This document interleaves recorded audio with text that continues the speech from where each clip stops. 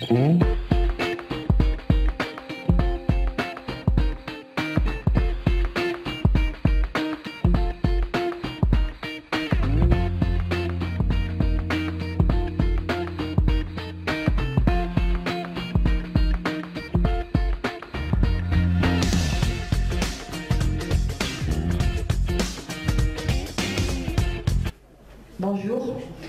donc je vous souhaite la bienvenue.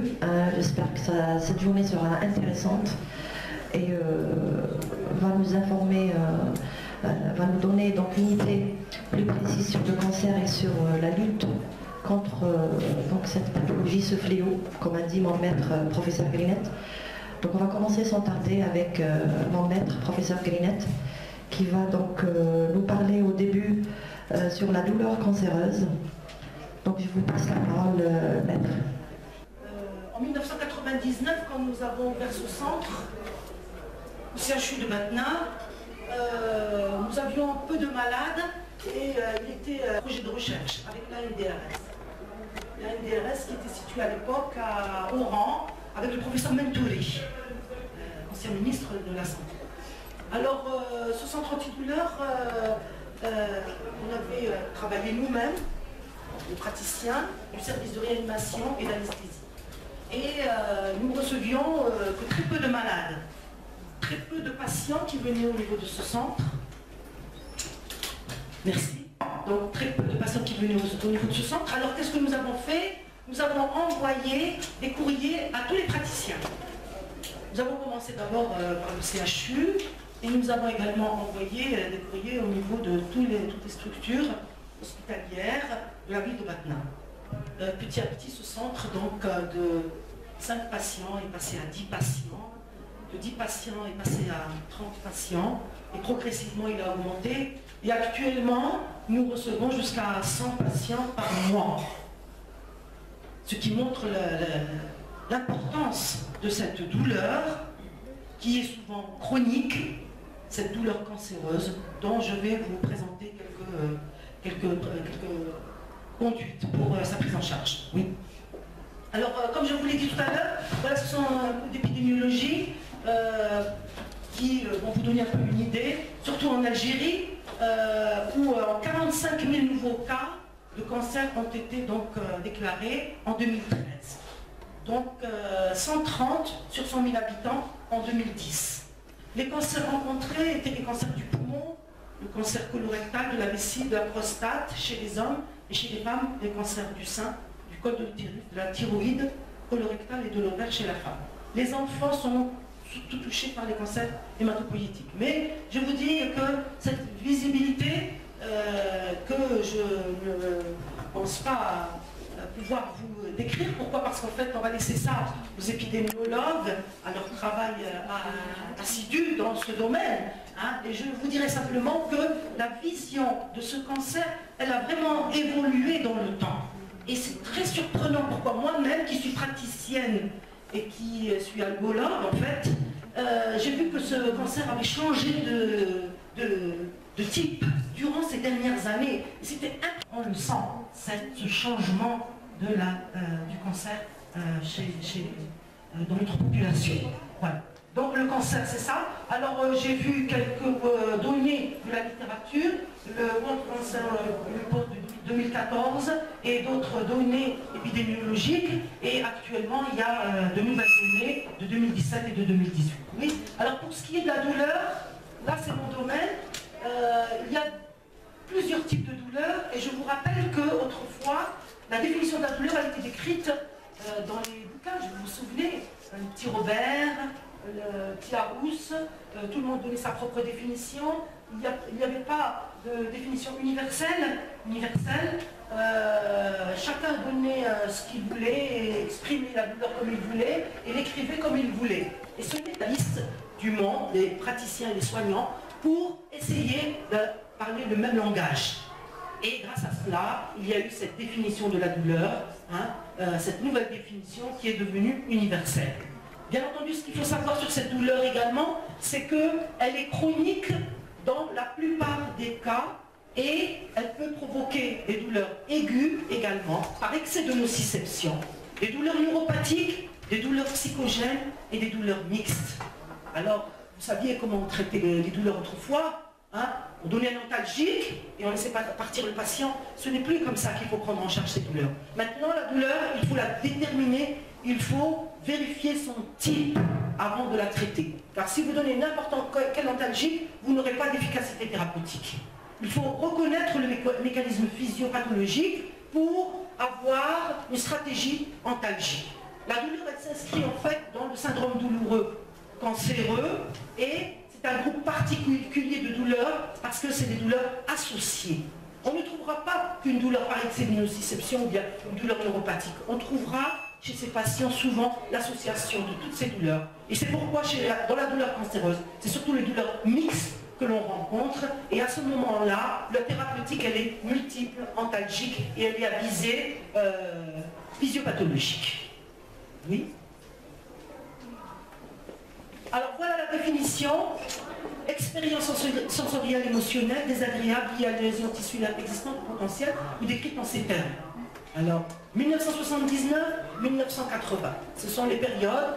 C'est en 1979 que le groupe de travail a commencé et c'est en 80 que la définition est apparue et qu'elle a été publiée en 1984. Je vous rappelle une chose, c'est que quand on voit cette définition, on reste très subjectif dans sa définition. Pourquoi? Parce que l'expérience est très difficile à terminer chez un individu. C'est lui qui va nous parler de son expérience. On n'a pas de moyen d'évaluer cette douleur de son expérience. Sensorielle, elle fait partie d'un système sensitif. Donc, c'est le système sensitif qui est touché par cette douleur, mais également émotionnelle, parce qu'il y a d'autres structures cérébrales qui interviennent dans la douleur. Et je voudrais vous rappeler que sa réponse, c'est quoi? C'est les pleurs, c'est la souffrance, c'est la sueur, c'est la tachycardie, tous ces signes cliniques hein, qui ont prévalu à l'invention d'un appareil pour l'évaluation de la douleur. Pourquoi? Parce que grâce à cela, nous avons pu déterminer un peu le niveau de douleur par rapport aux signes cliniques du patient et par rapport à ses dires. Donc, nous avons pu déterminer le type de douleur. Désagréable, bien entendu, elle n'est pas aimée et elle est liée à une lésion tissulaire, réelle ou potentielle, parfois inexistante, comme dans la douleur psychogène, où il n'y a aucun substratum anatomique. La spécificité de la douleur est toujours d'actualité. Aujourd'hui, il faut absolument reprendre cette définition et comprendre ce que le patient présente devant vous pour essayer de bien le traiter et le prendre en charge. Là, c'est une planche que j'ai voulu vous mettre. Pourquoi? Parce que c'est très important et peu de praticiens ou soignants connaissent cette planche-là. Et j'ai l'impression qu'on la délaisse alors que c'est la plus importante dans la prise en charge, dans la compréhension de la douleur. Elle comprend 4 composantes, cette douleur. La composante nociceptive, la composante sensoridiscriminative, la composante affective et émotionnelle et la composante comportementale. Qu'est-ce que la composante nociceptive? C'est-à-dire que cette douleur, elle appartient à un système qui est nociceptif. Alors pourquoi je dis nociceptive? Parce qu'il y a eu 2 écoles durant ces dernières années. Une école qui disait que la douleur n'était pas spécifique et une école qui disait que la douleur était spécifique. Et il y a eu des conflits entre ces 2 écoles.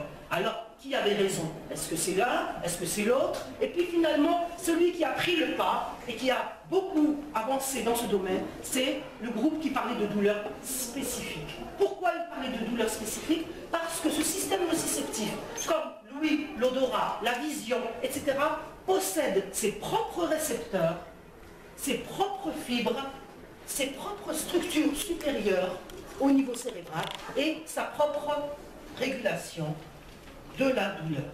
Donc, c'est un véritable système sensitif. Alors, si on dit, voilà, nous avons des sens, celui-là également est un sens dans l'organisme. Voilà. Là, cette composante, alors, je voudrais dire encore un mot sur la nociceptive, c'est qu'elle varie par rapport aux extrêmes d'âge. Qu'est-ce que ça veut dire? Ça veut dire que ce système nociceptif, il est différent chez l'enfant, chez le nouveau-né, chez le petit dans le ventre de sa mère. Et on a actuellement compris que la douleur commence à partir de la 26e semaine de vie intra-utérine. Ce sont des études et des données électrophysiologiques qui ont prouvé que l'enfant souffre dans le ventre de sa mère. Bien entendu, pourquoi? Parce que ce système, il est complet, il est complètement formé dans le ventre de sa mère à partir de 26 semaines de vie intra-utérine. Bien entendu, ce système, il est défaillant sur deux plans, sur sa maturation et sur son système inhibiteur. Ça veut dire quoi? Ça veut dire que, en fait, l'enfant dans le ventre de sa mère souffre beaucoup plus que nous. Donc c'est impressionnant, on a toujours dit que l'enfant ne souffre pas, mais actuellement on revient là-dessus et on se dit voilà, l'enfant souffre beaucoup plus. Pourquoi? Parce que ces systèmes inhibiteurs surtout ne sont pas matures. C'est-à-dire qu'ils n'arrivent pas à filtrer cette douleur. Donc elle est beaucoup plus ressentie chez l'enfant. Et ce n'est qu'avec cette maturation, à partir de l'âge de 18 ans, 16 ans, 18 ans, que le système devient mature.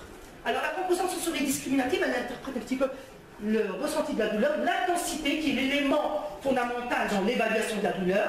J'ai mal, j'ai très mal, j'ai moyennement mal, et ça permet donc d'évaluer la douleur. La composante affective et motive, c'est l'aspect désagréable de cette douleur. Elle n'est pas aimée, elle ne doit pas durer. Si elle dure et qu'elle a un système d'alarme, effectivement, dans la douleur cancéreuse, elle ne doit pas durer parce qu'elle fait partie de ce syndrome cancéreux et elle ne fera que l'aggraver. Et enfin, la composante comportementale, voilà. Je me brûle, j'ai mal, j'enlève ma main. Je souffre, je me plie en deux, parce que c'est mon ventre qui est douloureux, n'est-ce pas? Je m'isole comme le sujet âgé qui ne veut pas embêter sa famille, qui veut souffrir seul et qui pense qu'il a la force de souffrir seul. Hein? Alors souvent on se dit voilà, oh, ce vieil homme il n'a pas très mal, hein, il ne se plaint pas. Mais en fait, il retient sa douleur. Vous voyez, et il faut la dénicher, c'est à nous de la chercher et d'essayer d'évoquer et d'évaluer cette douleur. Et l'enfant, on pense toujours que c'est parce qu'il a faim. Hein, parce qu'il est sale, mais on ne pense jamais que c'est parce qu'il a mal. Et on a peur d'utiliser les antalgiques chez lui. On se dit, voilà, un enfant, je ne vais pas lui donner de la morphine, voyons. Pourquoi? Ah non, hein. Et puis il y a la morphinophobie, hein, surtout chez l'enfant et les sujets âgés. Et c'est pourquoi on a une sous-utilisation des antalgiques. En Algérie, nous sommes à la 99e place dans l'utilisation de la morphine à l'échelle mondiale. Donc, c'est pour vous dire qu'on utilise très peu d'antalgiques en Algérie. Et ça, c'est dommage. Pourquoi? Parce qu'en fait, nos amis voisins marocains et tunisiens sont mieux placés que nous dans la prise en charge de la douleur. Et on devrait travailler, on travaille d'ailleurs maintenant en collaboration grâce au Congrès maghrébin pour essayer de remettre à niveau tous les pays du Maghreb pour pouvoir prendre en charge de manière plus efficace ces douleurs. Donc c'est pour ça que je vous dis, ces composantes sont très importantes et elles sont associées de manière variable chez l'individu qui présente une douleur et surtout la douleur cancéreuse. Alors, regardez bien, j'ai voulu faire ce schéma d'abord parce que la physiopathe c'est ma vie et donc je voulais vous expliquer un petit peu. Regardez bien, ça ce sont les nocicepteurs. Ce sont les nocicepteurs au niveau du doigt. Ici ce sont les fibres. Alors les fibres qui amènent la douleur vers le système, vers les centres, ce sont les fibres A, delta et C. Les fibres A, delta et C, regardez, elles vont aller vers la corne postérieure de la moelle et elles vont se retrouver au niveau de la partie postérieure de la moelle. Vous voyez? Elle laisse sa cellule au niveau du ganglion rachidien. En passant par la moelle, elle croise la moelle. Et là, nous allons trouver la première synapse. Ensuite, en croisant la moelle, elle va monter en antérolatéral, vers les structures supérieures jusqu'au thalamus, en passant par la substance réticulée ascendante. Et ici, nous aurons la deuxième synapse. Et enfin, du thalamus vers le cortex synesthésique, nous avons la troisième synapse. Alors, regardez ce système nociceptif. Il commence par un nocicepteur qui a été décrit au XVIIe siècle par Sherrington, et puis il se poursuit par des fibres A, delta et C, pour aller vers la moelle en croisant celle-ci pour présenter ces trois neurones sur les voies de la douleur. Voilà pourquoi ce système est spécifique. Je voudrais vous dire une chose, c'est qu'il traverse la substance réticulée qui est à l'origine de l'éveil et du sommeil. Et c'est pourquoi les patients douloureux, cancéreux, sont insomniaques, n'arrivent pas à dormir. Ils ont très mal et donc voilà, c'est ce ressenti. Et cette explication est donnée par cette structure et ce système nociceptif. Bien entendu, regardez bien, cette image-là nous montre, pardon, on revient, cette image-là nous montre les fibres douloureuses. Nous avons la fibre A, delta, ici c'est la deuxième. La fibre C, elle est amyélinique. et la fibre A delta, elle est myélinisée. Ici, c'est la fibre du tact. Qu'est-ce que vous remarquez? Eh bien, c'est la plus grosse et la plus myélinisée. Et c'est elle qui va nous aider à supporter cette douleur. Alors, vous savez, quand vous vous cognez sur quelque chose, le premier geste que vous faites, c'est quoi? C'est de se frotter, n'est-ce pas? Et quand vous vous frottez, vous êtes soulagé, vous sentez un petit soulagement. Pourquoi? Parce que justement, cette fibre du tact que vous voyez là, alors je ne sais pas si cette fibre du tact est beaucoup plus rapide que les fibres de la douleur. Et elle va former, si vous voulez, une barrière. Elle va filtrer la sensation douloureuse qui est transmise par les deux autres fibres de la douleur. Et c'est comme ça qu'on a inventé l'acupuncture, la neurostimulation, le massage, donc tous ces moyens pour essayer de soulager la douleur grâce à cette fibre A, alpha, bêta, qui est la fibre du tact. Voilà, regardez, donc cette image-là est très impressionnante et elle est très explicative. Je voudrais vous dire simplement qu'on a beaucoup plus avancé dans le domaine de la douleur et je n'aurai pas le temps de vous expliquer sa physiopathologie de manière plus précise. Je voudrais vous donner deux autres renseignements. Au niveau cérébral, il y a eu 3 nouveautés. Et après je passerai sur ça et vous pourrez lire. La première, c'est que la névroglie joue un très grand rôle dans la transmission de la douleur, alors qu'autrefois, ce tissu entre les cellules nerveuses n'était pas... personne ne s'intéressait à ce tissu-là. Deuxième chose, je voudrais dire qu'il y a eu l'insula et la cingula qui interviennent dans le domaine de la douleur, et l'une d'entre elles intéresse les douleurs viscérales. Et je voudrais vous dire aussi une chose, c'est que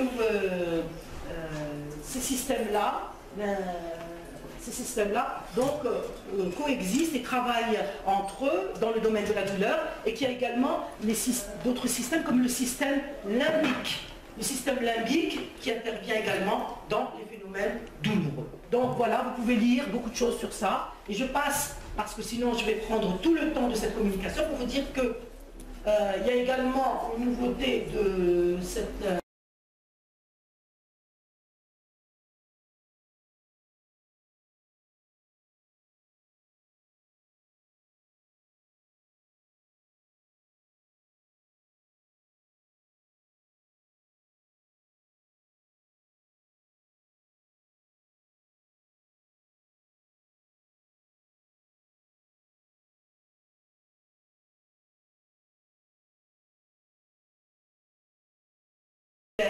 pour le développement dentalgique, puisque nous avons eu d'autres données actuelles sur le sodium, etc. Donc actuellement, c'est le potassium sur lequel les gens sont orientés pour trouver d'autres molécules thérapeutiques.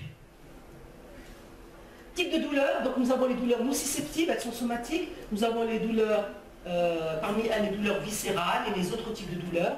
Donc, quand on voit ce schéma, on sait que la douleur nociceptive, elle est liée à un excès de stimulation et il n'y a pas de lésion au niveau du système nociceptif. Par contre, la douleur neuropathique est liée à une lésion ou à un mauvais fonctionnement somatosensoriel, et vous avez donc une lésion, soit au niveau du nocicepteur, soit au niveau d'un nerf, soit au niveau de la moelle, ça peut être donc central, soit au niveau du cerveau.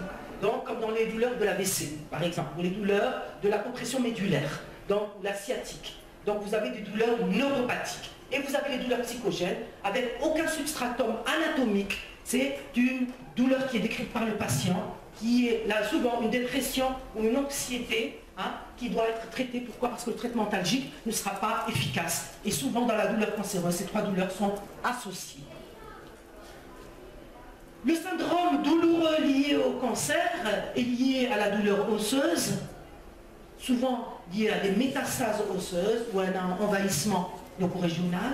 Elles peuvent être liées à des lésions nerveuses néoplasiques, liées à la tumeur qui prend de l'ampleur et qui va entraîner des neuropathies, les douleurs d'origine viscérale liées à l'infiltration des organes par la maladie cancéreuse, et elle peut intéresser tous les organes de l'organisme.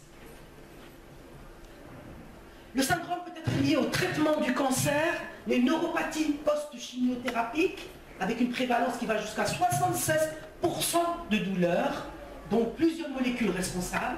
Vous avez les complications de la radiothérapie, nous avons donc ces rayons qui vont entraîner également des douleurs liées au cancer, aux maladies, au traitement, et les douleurs post-chirurgicales avec des facteurs favorisants. Nous avons colligé au niveau de notre structure 9000 interventions par an.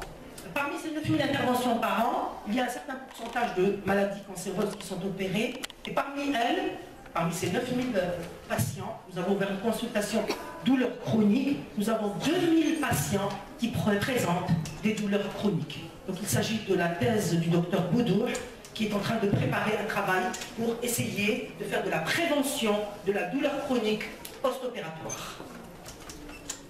Enfin, et là tout le monde est concerné, la douleur liée aux soins. Alors il ne faut pas l'oublier, pourquoi? Parce qu'en fait ces malades-là, ils sont pris en charge de toutes parts. Voilà. Alors c'est l'infirmier qui vient et qui veut prendre un abord, c'est l'autre qui veut venir prendre un prélèvement, c'est le médecin réanimateur qui veut faire un geste lourd, enfin tous les praticiens interviennent sans se soucier du ressenti du patient, sans se soucier du devenir du patient. Pourquoi? Parce que ce patient, il va présenter des douleurs liées aux soins. Vous savez que nous, quand on prend un abord veineux, comment vous faites? Et vous piquez la main. Sans vous intéresser de la douleur qui est ressentie par le patient. Et moi je dis, à chaque fois je fais ce geste-là pour sensibiliser les gens, sensibiliser tous les praticiens, tous les soignants. Pourquoi en fait, on fait des gestes et on ne se rend pas compte. Vous savez qu'on fait même des ponctions biopsie osseuses, sans se soucier. On met des chambres implantables, sans se soucier de la douleur qui est ressentie par le patient. Et les gestes sont tellement importants chez ces patients et ce ressenti est tellement lourd pour eux que vraiment on doit s'adresser à la douleur liée aux soins, les ponctions lombaires, les ponctions osseuses, les ponctions artérielles, les gaz du sang, les ponctions veineuses, l'enfant, alors là, le pauvre. Hein. Alors c'est pour ça qu'on doit se battre pour avoir les moyens de prévenir ces douleurs. Alors quels sont les moyens? Eh bien c'est très simple. Le méopa par exemple. Vous connaissez, n'est-ce pas? Non? Donc il y a le méopa, c'est quoi? En fait c'est un mélange équimolaire d'oxygène et de protoxyde d'azote qui peut être administré par tout le monde. Le patient reste conscient, on lui met un masque transparent, on lui donne un gaz, il ne ressent absolument aucune douleur à n'importe quel geste qu'on lui fait. Il y a également les crèmes, bien sûr, MLA, etc., pour prendre en charge, prévenir les douleurs liées aux soins. Et bien sûr, il y a des standards de recommandations qui sont proposés pour la prise en charge de la douleur liée aux soins avec des techniques spécifiques. Oui. Alors, il y a une chose qui est importante, c'est est-ce qu'on a fait des audits cliniques pour essayer de vérifier la qualité de la prise en charge de la douleur provoquée par les soins? Ben oui, il y a eu des études ici, dans les pays d'outre-mer, qui ont montré que même en France, regardez, même en France, moi j'ai vu une étude où il y avait la procédure et les protocoles de prise en charge de la douleur liée aux soins, il n'existe que dans 11% des cas, actuellement dans les pays d'outre-mer. C'est pour vous dire que c'est un phénomène qui est mondial et qui n'est même pas bien évolué dans d'autres pays. Donc c'est pour vous dire qu'il faut qu'on se batte contre cette douleur liée aux soins.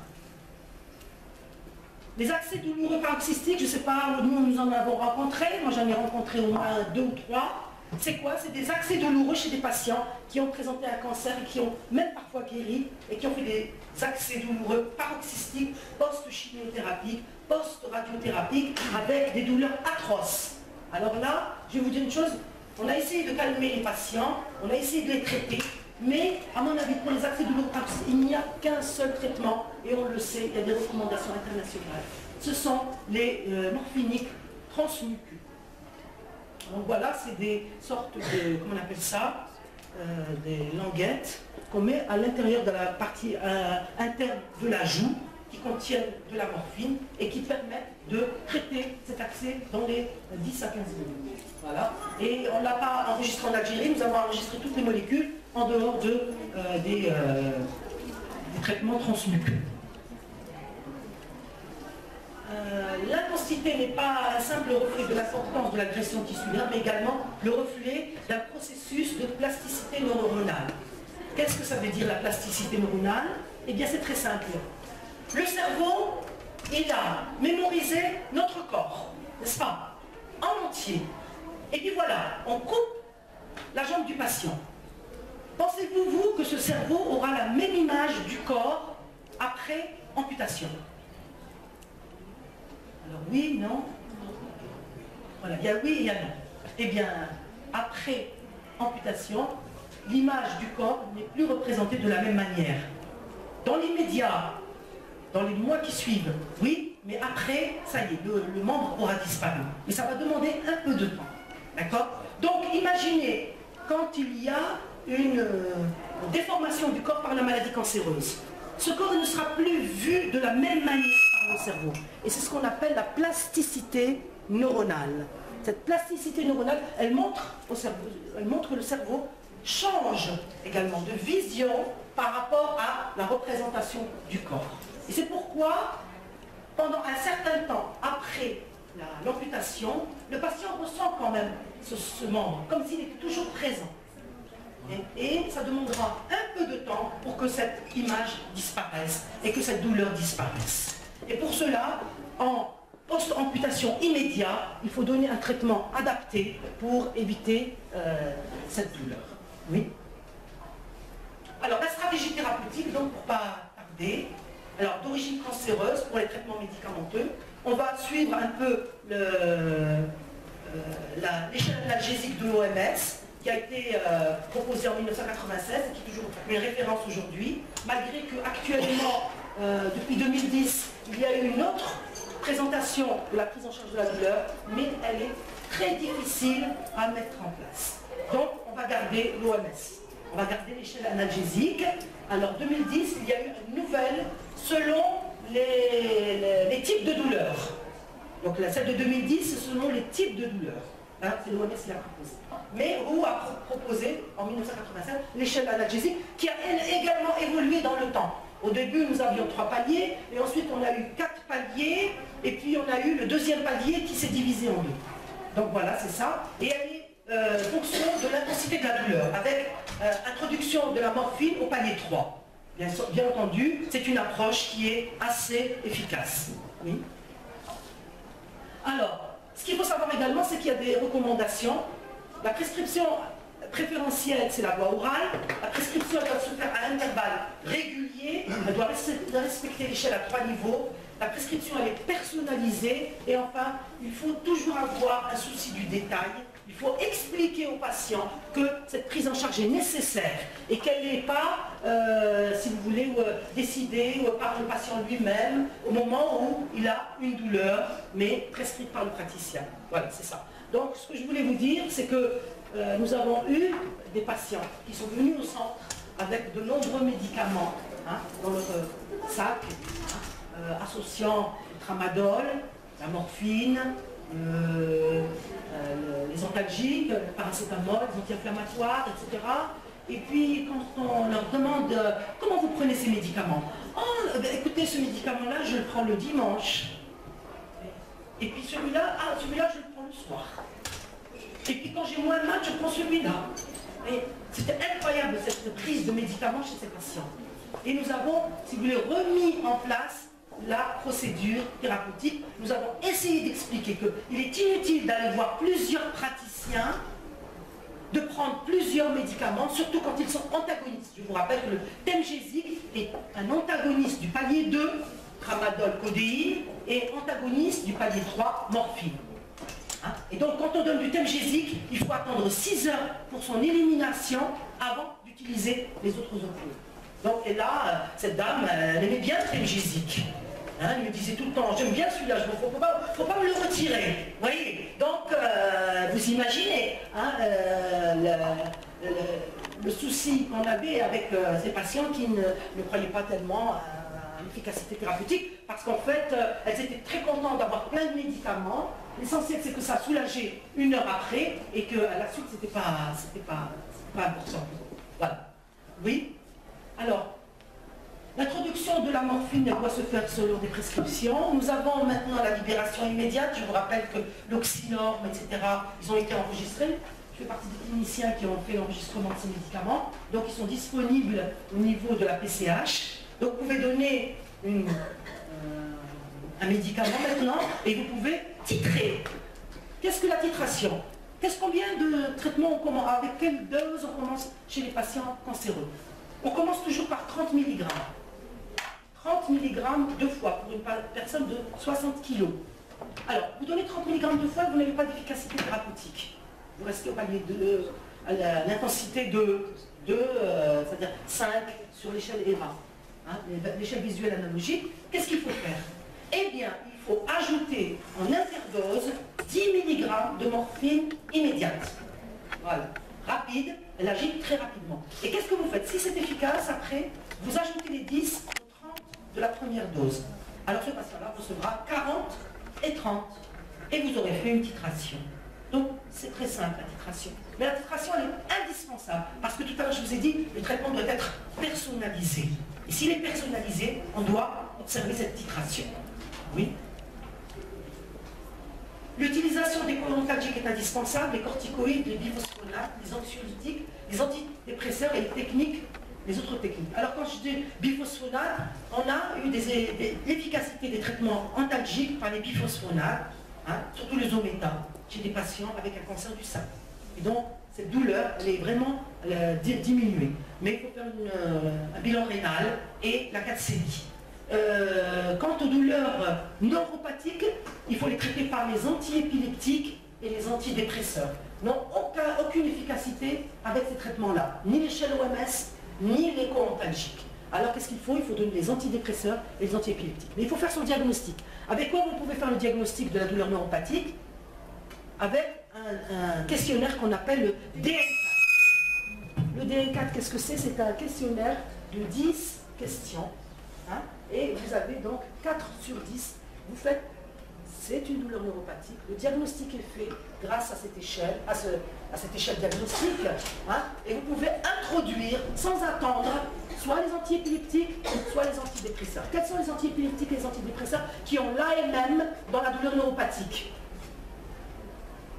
L'aroxyl, vous connaissez, l'anafranil, tofranil, n'est-ce pas? Et parmi les antalgiques et antiépileptiques, les gabapentinoïdes.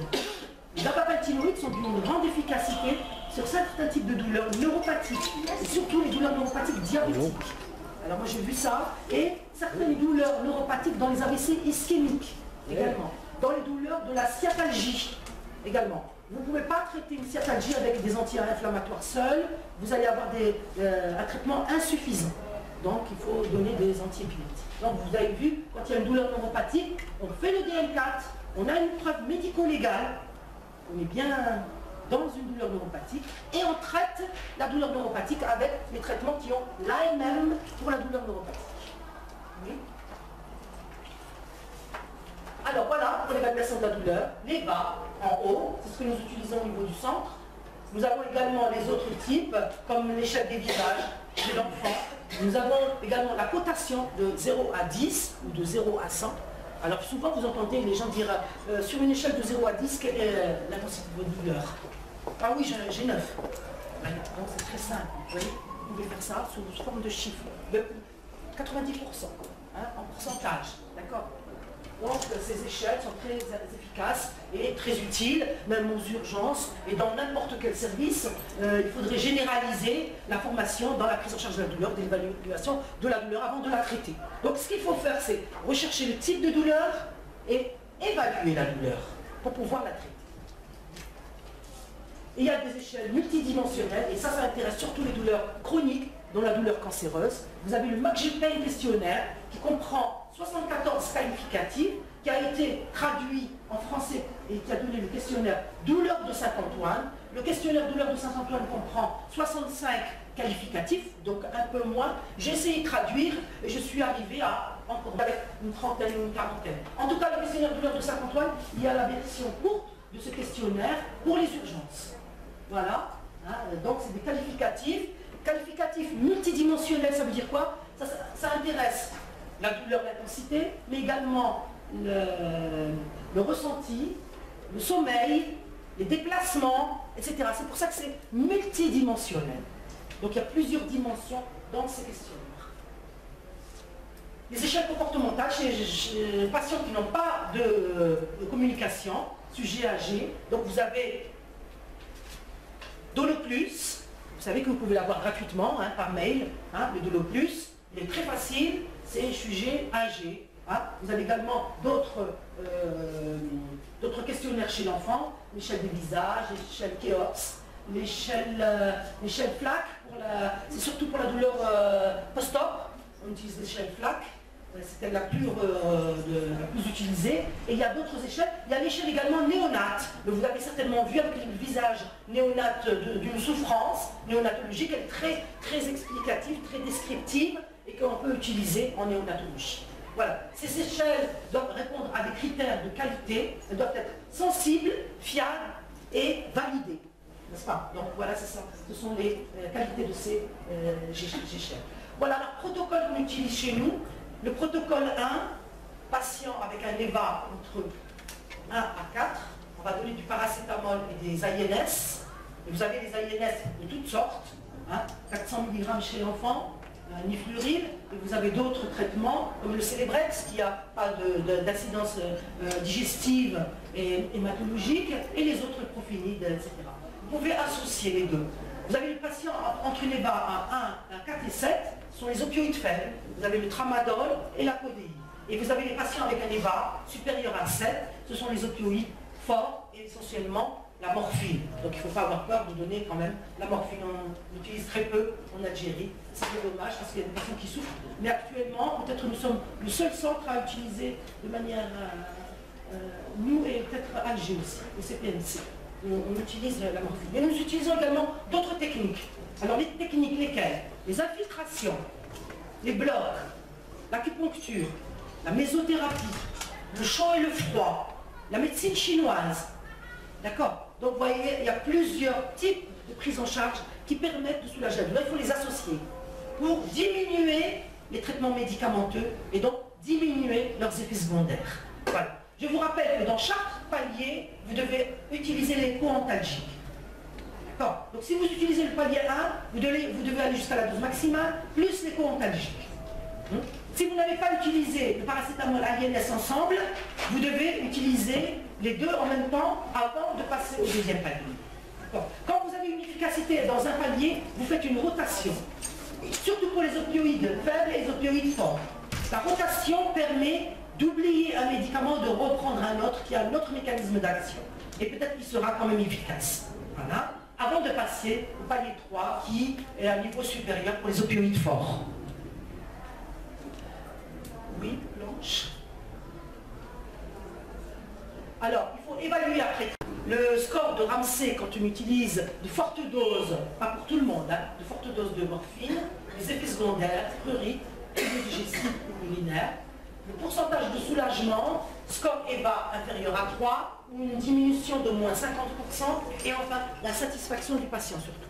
Oui, je suis satisfait. Hein, l'autre fois, j'ai eu une pancréatite au niveau des urgences. Nous avions utilisé la kétamine à petite dose, parce qu'elle est antalgique à petite dose, et on ne pouvait rien donner d'autre. Elle avait un problème hépatique associé. Cette malade, elle n'avait pas une douleur qui avait complètement disparu, parce qu'on avait vérifié les bas, mais elle nous avait dit « Ah, merci docteur, je me sens mieux ». Et donc cette satisfaction, on l'entend de la part du patient. Il vous dit « Voilà, je me sens mieux. Voilà, je suis mieux que tout à l'heure. » Donc c'est ça, cette satisfaction qu'il faut demander au patient, parce que si vous avez cette satisfaction, on va toujours aller dans le même sens de la prise en charge du patient. Alors voilà la rotation des opioïdes, il faut tourner donc avec les médicaments. On a donné le Temgesic, on est plus efficace, on attend 6 heures et on va passer à un autre médicament comme le tramadol. Mais il faudrait avoir le tableau d'écrit analgésie, d'abord d'équivalence. Équivalence, ça veut dire quoi? À combien est l'oxynome, Dr Bada? Voilà, donc elle connaît, elle, directement les équivalences des médicaments pour savoir. Si je donne par exemple 2 comprimés de tramadol, l'équivalence en morphine, c'est 1 comprimé. C'est à peu près ça, vous voyez. Mais attention, c'est en milligrammes. Donc vous devez vous référer à des recommandations sur des écrits qui sont donnés dans la littérature. Voilà, c'est ça. Oui? Voilà, 3e hypothèse justifie le recours à ces pratiques. les mécanismes différents des opioïdes. Les opioïdes différents, ils ont des actions différentes au niveau des récepteurs mu, delta et kappa, le métabolisme, les voies de biotransformation, la tolérance croisée, le développement d'une tolérance, etc.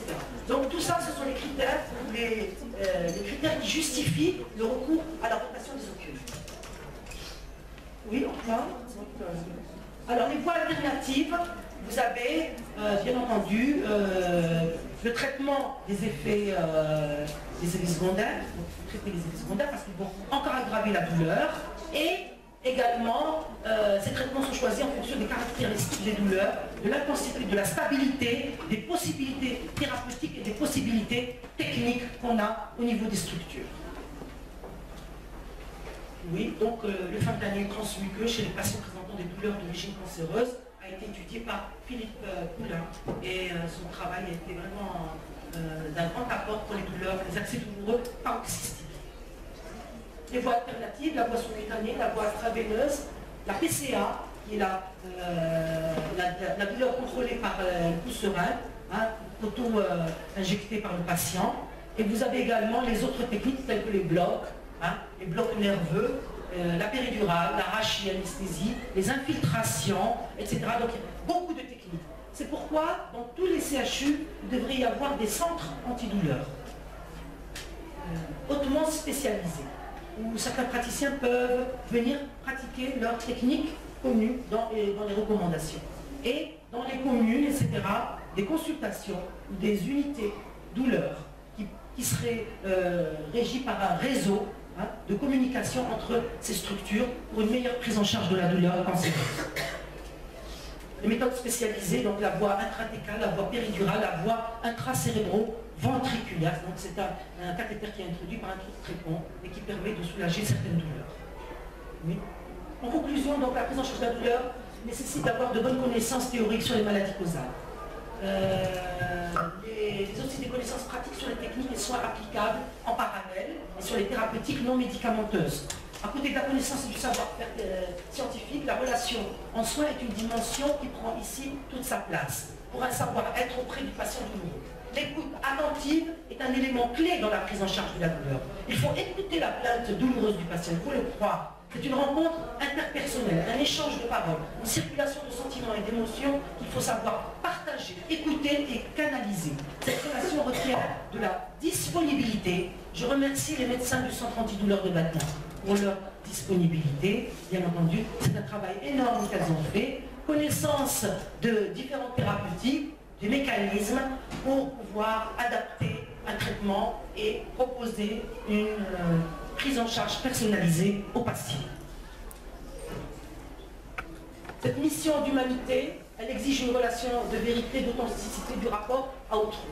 L'information donnée au malade est importante. Elle doit être claire, appropriée, loyale. Il faut expliquer au patient ce qu'il a. Il ne faut pas lui dire vous allez mourir demain. Certainement pas, non. Il faut lui dire simplement que vous avez une maladie grave, elle est difficile à traiter. Il y a beaucoup de patients qui sont guéris de cette maladie.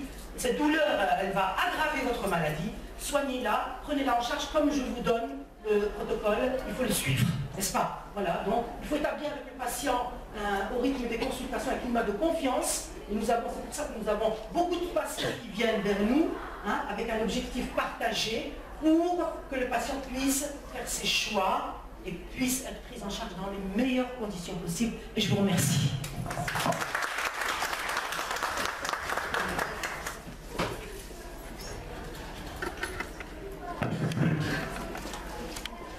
Merci, professeur Grenet. Je vous dis merci non seulement pour toutes les informations que vous venez de nous donner, mais surtout pour la création du centre antidouleur au niveau de Batin, pour sa gestion et pour tous les efforts que vous avez fournis avec votre équipe dans le but d'améliorer la prise en charge des malades cancéreux. Je rappellerai une chose très très importante, que la douleur est un signe d'un cancer avancé et que sa fréquence et son intensité dépendent donc du stade du diagnostic du cancer. Cette douleur peut être due à un envahissement loco-régional de la maladie ou à des métastases à distance. Et là, c'est l'intérêt d'insister sur le dépistage précoce des cancers afin que le chirurgien puisse les prendre en charge correctement avec des techniques moins mutilantes que lorsqu'il s'agit des cancers avancés, et parfois même le diagnostic précoce évite de recourir à des traitements complémentaires qui ne sont pas toujours anodins et qui sont parfois à l'origine des douleurs. C'est des substances très toxiques, parfois très efficaces, vrai, mais parfois très toxiques également, à l'origine des douleurs. Donc, le pronostic de ces malades dépend surtout du stade du diagnostic de la maladie. Et, si vous voulez, on a toutes les chances de diminuer la fréquence des malades chez Dr Greinet si on faisait des diagnostics précoces de la maladie. Et merci, professeur de Greinet.